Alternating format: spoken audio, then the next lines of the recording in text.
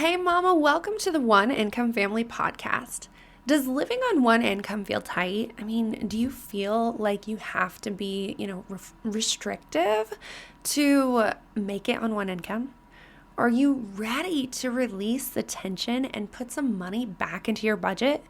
Well, Mama, you don't have to be happy to live on one income. You can live stress-free, you can live comfortably, all on one income, regardless of the amount in your account. Today, I'm going to share with you I think I came up with another one, so maybe 4 ways that you can lower your fixed expenses and put some money back into your budget, bringing you some well-deserved relief. So go cuddle up with a nice warm drink, get comfy with them babies, and open your heart to God as we head into today's episode. Do you find it hard to save or get out of debt? Are you constantly searching for ways to save money and live on a budget? Do you have big dreams only to be stopped by not sticking to your budget? Are you ready for financial freedom? Then you, Mama, are in the right place. Welcome to the One Income Family Podcast, where you will learn what it looks like to budget on one income, how to partner with God in your finances, how to budget in a way that's easy to stick to, and how to cut costs and save money, all so that you can start building wealth. It is my mission to equip you with these tools so that you can live in abundance regardless of the amount in your account. Hey, I'm Molly, a budget coach for stay-at-home moms, and I know what it's like to struggle on one income. I've lived paycheck to paycheck, relied on being frugal, and failed many budgets until I learned how to budget without tracking.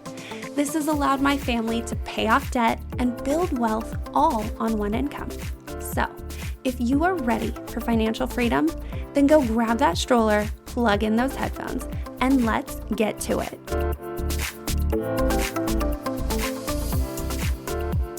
Hey, Mama. I know what it's like to not be able to stick to your budget. The frustration, the disappointment, the overwhelming stress. The shame that sometimes comes over you when you think you should be able to do this thing, and then something happens and life proves you otherwise. And it's just completely crushing. You want to live abundantly on one income, to take vacations, to eat out, to reach your financial goals. You dream to get ahead financially, but at the same time, stay home and take care of your babies. So doing it all on one income, right? So Mama, that dream, it can and should come true. You can live abundantly and stay home with your babies. Stress is no longer part of this equation. It's time for you to manage your money confidently, knowing that you can spend your money without worrying of it affecting something else.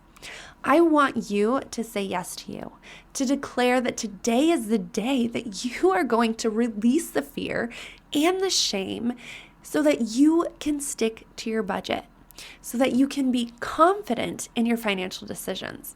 I want you to go right now and send an email to mollybonnell@gmail.com and set yourself up a budget audit. You no longer have to do this alone. We are going to walk through this together. I am going to hold your hand, and together we are going to overcome the fear and start budgeting confidently so that you can live the life you love. Again, that's mollybonnell@gmail.com. So that's MOLLY, B as in boy, ENELL @gmail.com. Fixed expenses can sometimes be one of the harder things to go through it and, find ways to save and cut expenses back, right? Because they are the things that we need, like, our mortgage or rent, or maybe it's a car payment, or maybe it's some debt that we have. And those are things that we can't get rid of, right? But then there's things like Hulu that we also include in our bills. It's not just our debts, but it's also the things that we pay monthly, right? Because that's what fixed expenses are. They're bills, they're loans, they're subscriptions, they're things like those, right? And when we sit down and we think about that, or when somebody tells you that you should go and start cutting those things out, you get like a little bit I don't know, testy is what you can call it. Just because it can feel like people are telling you how to live your life, how you shouldn't be, spending money on, say, Netflix or getting coffee or, driving places all the time. Like, use your money wisely. Be conservative when you're living on one income. At least that's what it feels like. It feels like you should be extremely restrictive and conservative and only use your money when you absolutely have to. But that's the fear coming through. That's the fear telling you that you have to save your money because something might be coming, right? And that's what I'm all about. I'm all about telling you, well, not telling, but sharing with you and helping you along this journey so that you can have things in place for those days that come up that's like, oh my gosh, this is here. You need to be able to take care of this or you're going to be hurting financially, right? When those life things just come out of nowhere. But then I also want you to be able to enjoy your life because I believe that regardless of how much money is in your account, you can still live an abundant, thriving, happy, joyful life no matter the money, right? There's a lot to that, right? It's not just finances, it's also like your mindset around it, because that's a big thing to figure out how to live a joyful life, is also figuring out how to be okay living on less and finding other ways to do things, which can get tiring. It can become monotonous and you can just be like overwhelmed not wanting to do it. And I want you to know that that is okay.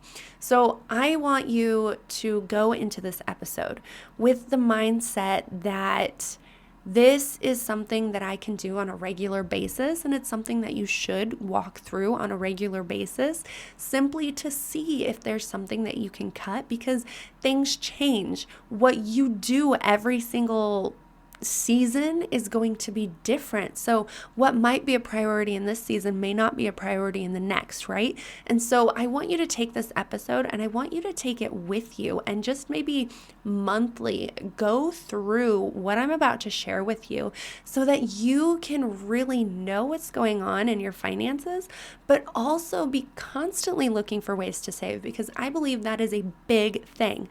But I don't want you to do it in a mindset of fear, of like restriction, of feeling like you can't do things, because when we get in that mindset, if you think about it in like the paycheck to paycheck mindset that we are trying to get you out of, that's what I'm trying to help you do, right?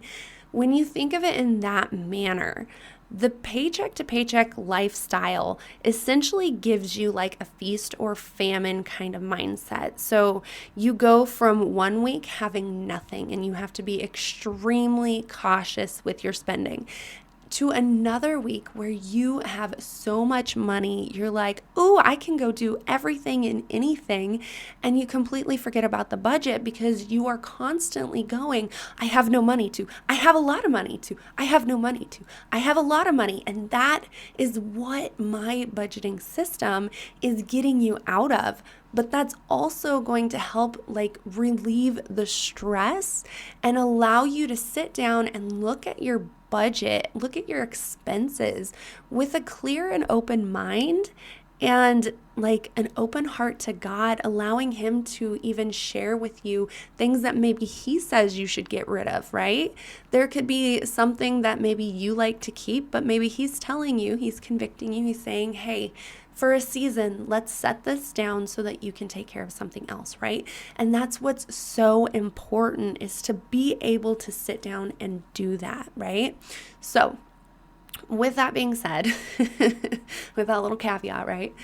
Let's start going into these 4 things that I have for you to help you cut expenses, or even just go through your fixed expenses with a different mindset, with an idea of actually moving forward in your finances with comfort, with the ability to actually make your money do something for you, with the mindset of, hey, I'm going to actually start saving. I'm going to actually start doing whatever it is so I can reach my goal, right? that is what I want you to go through with the mindset for today. So again, before I continue to ramble, let's go into the first thing. So first and foremost, and I highly doubt that many of you are doing this because I'm sure you're a lot like me, but I want to start with it because it is so important that it could be overlooked, right? So the first thing I want you to do is I want you to know what's going on in your finances. So maybe that means you have to sit down and actually track or go through your last 3 months, just print out your statements and go through and highlight all your fixed expenses. So those are your bills, those are your loans, those are your subscriptions, right? Go through and highlight all of them so that you know what they are 100% matter-of-factly. If somebody comes up to you and asks you how many subscriptions you have, right? I'm thinking of that commercial Rocket Money. But anyways, I believe wholeheartedly that is so important. I have seen firsthand people go, oh, I didn't know I was paying for that. And I'm just like, it makes my heart so sad. It crushes me when I hear people not knowing what's actually going on in their finances. So first and foremost, if you have not done this, if you haven't done it in a while, sit down and make sure that the bills you are paying are the bills that are coming out of your expenses, or out of your account, so that the bills you are paying are the bills you are paying, and there's no hidden subscriptions or internet or whatever. There could be so many things out there that you have duplicated that you didn't know you had, right? And so I just want to first and foremost make sure that you sit down and that the bills that you put into your budget are actually 100% the bills that are coming out of your account. Okay, the second thing I want you to do, and this can be a little bit tricky, but I want you to check your heart. I want you to check your motivation. I want you to check the reason why those things. So once you have your list, right, that's kind of what the first thing is to figure out what your list is. Go through and decide why you have them. I know some of it's going to be like electricity, so obviously you need that, right? And internet and your cell phone, and those are things that you're like, oh, well, I really need internet and cell phone, but in all reality, you could probably make it on a lower package than what you have. Now, I'm not telling you that you have to go out and change everything that you have, right? If it's working for you, great. But these are places that you can cut down some of your expenses by lowering the package that you have. Do you actually use all of the unlimited data? Are you trying to get away from being on your phone all the time? Then get rid of your unlimited data package. Are you home all the time? Then you don't need an unlimited data package because you have the internet, if that's something that you have, right? There are so many ways that you can mix and match things to work for your family and lower costs at the same time. So what is your motivation around it? Do you feel like you need both internet and your cell phone at a high package because of like everybody else has it and it feels like it's a necessity and it's something that you absolutely have to have? If that's the case, then that's not true. I want you to really identify truth in your beliefs and the falseness, that's not really a word, but the things that are incorrect, right? The beliefs that are not true, so that you can really identify why it is that you are making this purchase, because your money is, I don't want to say precious, but in a sense that it is limited. You don't have this unlimited amount to be throwing it at whatever you want. You can still get the things that you want. We just have to be creative and use our brain and really figure out a way to make it work for our family, right? So for instance, like me, I have internet at home because I need to be able to use it on my computer, and I don't have hotspot on my phone, and I don't think that would work very well at my house either because I don't get very good service at my house. I do have a high unlimited package on my phone, which I really think that is a thing all the time now. I don't know. I used to be on a package with my dad where we only had like 3 gigabytes a month or 5 gigabytes shared a month or something like that. And we made it work. Like I went to college with that many gigabytes and I just wasn't on my phone all the time unless I was around internet, right? And it didn't hurt my feelings. I didn't have to be on my phone all the time and I was fine. I was happy. I didn't know any better. Now that I have unlimited, I still am barely on my phone. So I technically could probably get rid of that and lower some costs, right? As I'm talking this out with you, I'm like, ooh, maybe I should write that down and look into that. But I really want you to go through and figure out why it is you have those expenses on your, I guess, priority list, because those are the things that have to be paid or you get penalized, right? Even if it's something as simple as a subscription to Netflix, your penalization is getting the Netflix shut off, right? So those have to be paid or your credit could go down or you could get something repoed or, there's lots of things that come with it depending on the severity of the bill or the loan, right? The debt. But I just really want you to understand why it is that you are buying, you are purchasing, you are using the small pennies that you have to go towards those things.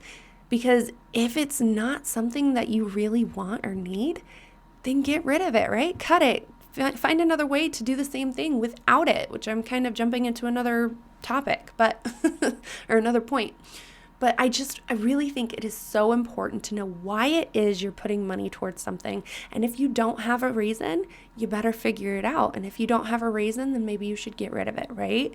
And I don't mean it in a mean sense. I'm not saying, hey, you need to cut that from your money or from your bills because you just need to cut money. Like, no, I'm not trying to be a drill sergeant. I'm trying to help you decide what should stay, what should go, and where you can save, right? It's not in a sense that I'm trying to get you to be like me. I don't want you to be like me. You are yourself. Your family is unique, and figuring out what is going to work for you, what you guys like in that season, because like I said, seasons change. Things that you used to enjoy, you may not enjoy anymore, or maybe something's come up and you got to cut something out and find another way to do it with less money, right? That is all possible. You just have to be a little more creative. And I feel like because of maybe the technology that we have, our creativity in figuring out how to do things has kind of lessened. But then we also can go out and find those things on the internet, right? So it's kind of like an equal balance on a scale as to our creativity is lower, but the internet gives us our creativity. So there's options, right? No matter what you do, there are options. Okay, so first one, know what's going on with your expenses. Second one, check your heart set, check your motivation, know why you are doing what you are doing. Number 3, I want you to go through that list. After you've created your list, you have cut out the things that you didn't know you were spending, if that's your case. You have went through, you've written down why you have purchased those things. Now I want you to put it, not label it, but number it, 1 to however many you have, and decide what it is with, what a priority it is. Gosh, I'm not getting that out very well. Decide if it's a priority. Ranking these from highest priority to least priority, which I suggest going from 1 to, 20, 30, 15, whatever your number is going to help you really decide when it comes down to it, if you need to cut things out, what to cut out first, right? It'll be a lot easier for you to sit down and say, okay, I've already ranked these from highest to lowest priority. I know that I need to save a little bit of money. I don't really have the time to go through and see if I can save money. So I'm just going to cut this one for a season, right? Because it's on the lowest priority. I know it's not going to affect me very much. There's other things I can do. That is something that you can do, right? Plus, you also know how important the things are to you. And I don't just mean like your needs. Yes, your needs should probably be number one. Your debt should probably be number two, because those are things that have to get paid, like, or else, living kind of dwindles because you need your electricity, you need your sewage, you need your water, you need your transportation and your loans that you have. Like if it's credit card, you have to pay that or you can get into deep trouble, right? So even though those aren't like, oh yeah, I want to pay those kind of thing, like you're not super excited about them, but they are important and they are necessities, right? And so from there, then labeling like the subscriptions and the other things that are more like the fun things of bills is going to help you out. And then maybe even while you're doing this, so that you have options in the future should something come up and you need to cut that fun thing, put an option beside it what you can do instead. Should something arise and you need to get rid of Netflix, what can you do instead, right? Write that down. Have a plan in place so that you know what you can do should that moment arise, right? I'm not saying it's going to. I'm not saying that, you're going to get into a tighter, even more unpredictable situation, because that's not what I want for you. And this budgeting system that I share helps you keep that from happening. But having a plan in place and knowing what you can do instead of that is going to take the stress out of it should it arise, right? You're going to be like, I already know what I can do if this doesn't work. I've got a plan. Maybe I've got an ABC plan, just so that you have plenty of ideas to cover for that thing, to compensate for it, right? And so that is why it is so important to have these priorities. And then, like I said, that little plan, you got a little extra there because that just came to me. But just having that priority list is going to make things so much easier should something come up and should you need to get rid of it. Maybe as you're creating this plan, even for how you're going to compensate should you need to cut that from your expenses, you might be like, oh my gosh, I actually want to do that now. That sounds like so much more fun than this thing. Then switch it, trade it out, do whatever that is. Figure out what you and your family want to do and purge your expenses and put in the expenses that are going to bring you and your family joy. Okay, and so the last thing that I have for you today that I've kind of touched on in multiple areas of this is essentially to always be searching for ways to save.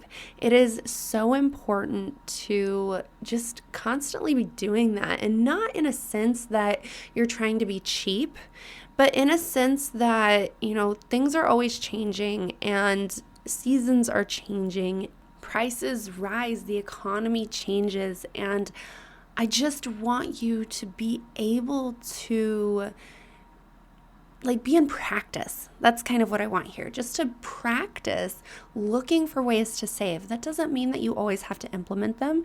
That does not mean, again, I want to stress, it does not mean that you are being cheap, because sometimes being cheap is actually more expensive. You end up buying the same thing multiple times rather than just buying the more expensive thing that is actually going to last longer, right? Because that is the biggest thing here. You're trying to find the best thing for your buck, like the best quality, the best, the way it's going to last, and that it's actually going to do its job, that you're not going to have to go back and buy another one in 2 weeks.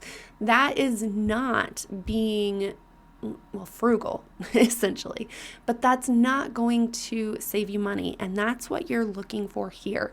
I want you to practice ways to save money. Like, you can do it in, like what I was explaining earlier with the internet and the phone. That's a way that you can save, and that's not in your normal expenses, right? I mean, technically, in all reality, you don't actually need internet or a cell phone, no matter how much you're like, yes, I do. Now, you might need it for work, right? But you could actually live without those things, and you could actually live a very happy life without those things, right?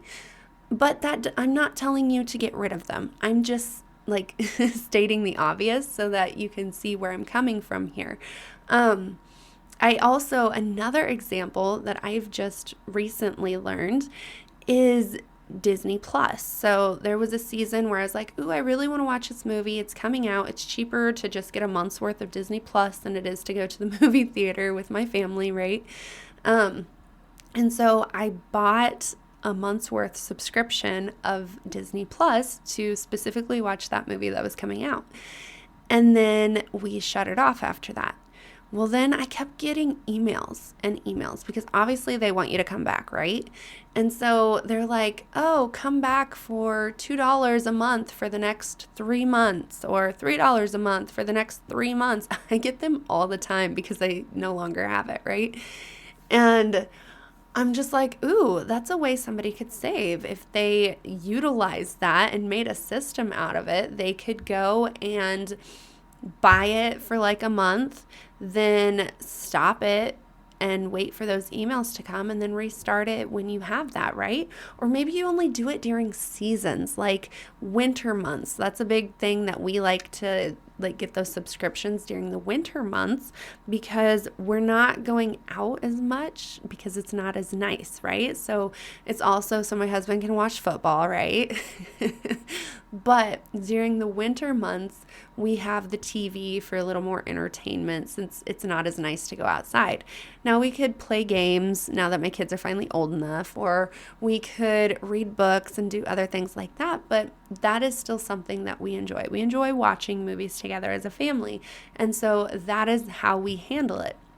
Once it starts warming up, like this month is probably going to be the last month that we have TV because we're going to be able to go outside. We're going to be able to go play. We're going to be able to do more things outside. The garden's going to be ramping up, which I'm super excited to get going on the garden. And there's going to be so many more fun things to do rather than sitting around staring at a black square, right? Like, oh my gosh, I feel like we've been watching too much TV. The past couple weeks we've been dealing with the flu, right? And so my daughter, I was like, we're going to shut the TV off. And she's like, okay, let's pretend we're at a movie theater. And I'm like, so we're going to pretend to watch TV. No thanks. But anyways, now that I'm off that tangent, I kind of forget where I was going with that, but the TV, right? Seasons change, savings come in so many different ways. Plus, if I am not using that money to buy Hulu and Disney Plus and all that, whatever that package is, then I can save that money and use it in the summer months to do fun summer activities like going to the lake or going to, lots of other things that go on in the summer because my brain is drawing a blank right now. But you get where I'm going, right? And so that is like something that I want you to think about. Like there could be seasons where you have those subscriptions and seasons where you don't have those subscriptions. Maybe you have subscriptions to like Amazon or Walmart for food items that are a monthly subscription, and you do it that way because you save on whatever that is, right? And that is another awesome thing to have. And so maybe you get it a few months and then you cut it off because you've built up a stock, and then you turn it back on for a few months and then you cut it off, right? Those are things that you can do. You can find ways to get the same exact thing that you are getting at a lesser price point. So there are so many things to do, so many ideas. You just have to be creative. You have to look for it. And yes, you can go out and see what other people have found. But if you start practicing, if you start using that savings muscle, that searching for ways to find savings in everything that you do, like you're going to strengthen that muscle so much that when you see something or when you see a need that you need to cut back on something, you're going to easily and quickly be able to find a replacement for it, and it's not going to affect anything. You're still going to be joyful. You're still going to be able to have a fun, happy life. You're going to live comfortably because you're going to be practiced up. Now, I do want to say, learning that skill will take a little bit of time. It's not going to be, you're not going to be able to snap your fingers and just be able to do it quickly. It's going to be, well, hard, essentially. It's going to be hard, and I'm not going to sugarcoat it. It will be hard because whenever you learn something new, it's hard. It's not easy. It's a struggle trying to figure out what you did wrong, how you did it, what you should do instead. But when you continue to do it and you master it, it's going to be so easy and simple to do, right?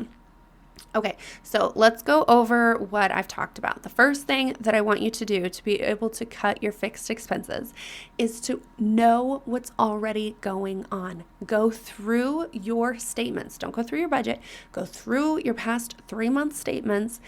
Highlight everything that is a fixed expense so that you know what's actually going on. The second thing I want you to do is then write down your why beside why you have that fixed expense. What is your motivation? Why is your heart like telling you that you need it? Why do you feel like you should have it? Like, you get what I'm saying? I'm just kind of rambling right now, but figure out why you actually want it. The third thing is then to list it and rank them in priorities, like 1 to 15, 1 to 20, however many expenses you have. Rank them from highest to lowest, and then, like I said, add a little bit of like what you can do instead should you have to get rid of that thing. But rank them so that if something should arise, you know what things to cut without it affecting you, right? Because that is the biggest thing. You want to be able to cut those fixed expenses without you going like, oh my gosh, now I feel like things are super tight, or now I feel restricted and I can't live the life that I want to live. Like, no, we want to get out of that. I know a lot of it is a mindset because, yeah, when we look at other people's lives and we think that they're able to do all these things, we get into comparison mode and we're like, oh, well, but so-and-so has this and so-and-so has that. But what do their finances look like? Think about that next time you get into that comparison mode. What are they doing to be able to afford that? What are they not doing that you are doing that is in conflict to be able to afford that, right? Your family is different than whoever you're trying to compare yourself to. So figure out what your priorities are so that when you go and if something should arise or a season should change and you need to add something that's maybe more important than something on your already list, it's going to be easy to do and it's not going to feel restricting. Then the fourth thing that I want you to do, and I want you to always be doing this, not just when you sit down to do this, right? But I want you to always be searching for ways to save. It doesn't matter if it's in your grocery budget. It doesn't matter if it's in your gas spending. It doesn't matter if it's in your fixed expenses. I want you to strengthen that savings muscle, that frugal muscle, so that you can figure out ways to be creative and do the same things on less so that you can use that money to do other things, right? You can do a whole lot of money. You can do a whole lot of things on a little bit of money and still enjoy your life and have a fun, happy, joyful life. So I hope that this is helpful, that you take this, that you sit down and you run with it, because it is going to change the way you look at your finances, right? And that is a big thing. When you're not just looking at it as it's just numbers, right? When you're actually putting your emotion back into it and you're thinking and you're feeling these things, you're able to create a budget that actually feels like you and your family and not just throwing numbers in there because you don't know what to do. Now, at the beginning, that might be the case. You might just throw numbers in there and then you get used to it. And then you have to go through this that I just shared with you so that you can actually identify what's important to you and your family. But it's so helpful to be able to take this and run with it and cut those expenses back, figure out ways to save money and still do the same thing that you're doing so that you then can take that money and throw it back into something else that you really want to do. That's how you get that margin. That's how you get that wiggle room. That's how you are able to stop the overspending habits because you have a priority list. You know what's important to you and you're able to move the money around in a way that's going to bring joy and excitement to you and your family. It's going to feel nurturing. It's going to feel the opposite of restricting that I can't think of right now, but I'm sure you're telling me what that word is. And you're going to be able to just live abundantly and joyfully no matter how much money is in your account, right? Which is the biggest thing for me. So if you would like help in this, please reach out to me, send an email to mollybennell@gmail.com. So that's MOLLY, B as in boy, ENELL @gmail.com. And let's talk about this. Let's figure out where you're at, what you would like to do. And maybe you're just I don't know what to do with these bills. I would like to find a way to save, but I'm not sure how to save. Then let me help you. Let's get on a call. Let's talk over it, right? And let's figure out how to get you into a more calm state for your budget, right? So with that being said, I will see you right back here next week on another episode of the One Income Family Podcast. Before you go, I hope this episode has ignited a fire inside of you, and I pray that it creates long-lasting impact. Did you know that you too can impact other one-income families? All you have to do is leave a written review and you help get the podcast in the hands of other mamas in need. You can also text this episode to that friend who is also knee-deep in the same kind of chaos as you and inspire them to make a change. Also, your review lets me know that you're enjoying the show, and that lights me up. I get so excited to hear from you. Another great way that we can connect, though, is through the One Income Family community over on Facebook.